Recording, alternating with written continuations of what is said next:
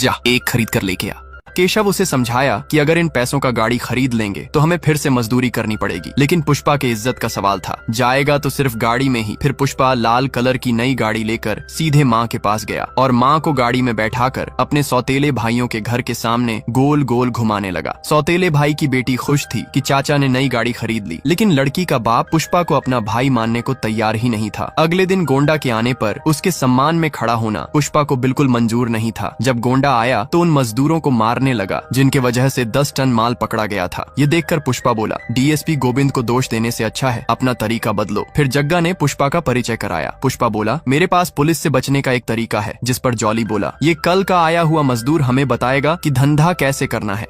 लेकिन गोंडा पुष्पा का आइडिया सुनना चाहा। पुष्पा उसे अकेले में बताया कि दूध ले जाने वाले टैंकर को बीच से आधा काटकर उसे 2 हिस्सों में करेंगे। नीचे वाले हिस्से में माल छुपाकर उसे वेल्डिंग कर देंगे, फिर ऊपर वाले हिस्से में दूध भरकर ले जाने के लिए तैयार कर देंगे। फिर अगले दिन पुष्पा टैंकर को लेकर चेक पोस्ट पर पहुंचा तो गोविंद ने उसे रोक लिया और टैंकर चेक करने पर पता चला कि उसमें केवल दूध है। पुष्पा बोला, मार खाने के बाद मैं सुधर गया और दूध बेचना शुरू कर दिया। इस तरह पुष्पा ने सफलतापूर्वक माल को सही ठिकाने पहुंचाया और गोंडा का विश्वास जीत लिया। इसके बाद गोंडा ने जग्गा से कहा, इसको काम पर रख ले। फिर जग्गा पुष्पा को 1 करोड़ का माल पहुंचाने का 5 लाख देने को कहा, जिस पर पुष्पा बोला, मुझे 5 लाख नहीं बल्कि माल में से 4% चाहिए। ये सुनकर गोंडा बोला, ये तो महा बेवकूफ निकला, ये तो अपना ही नुकसान करा रहा है। जब पुष्पा दूध लेने पहुंचा तो वहां श्रीवल्ली जब तक किसी चिड़िया की आवाज नहीं सुन लेती तब तक वह किसी को भी दूध नहीं देती। पुष्पा बोला, कौन है ये सटकेली? तो साथ खड़ा एक बुढ़ा बोला, ये मेरी ही बेटी है, ये किसी की भी नहीं सुनती।